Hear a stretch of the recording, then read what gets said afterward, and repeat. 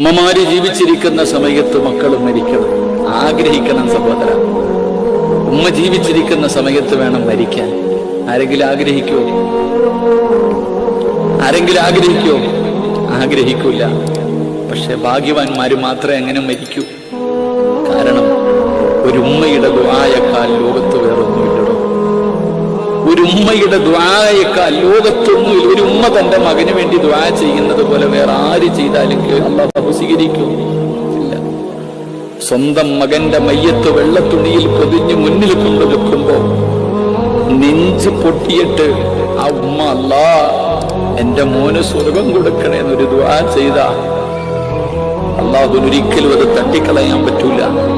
എങ്ങനെ റബ്ബ് തട്ടിക്കളയും? അതിനും ഒരു ഭാഗ്യം വേണം. നമ്മളൊക്കെ ഇങ്ങനെ വെറുതെ നടക്കാം, തിന്നും കുടിച്ച് ഇങ്ങനെ നടക്കാം. അല്ലാഹു അഅലം.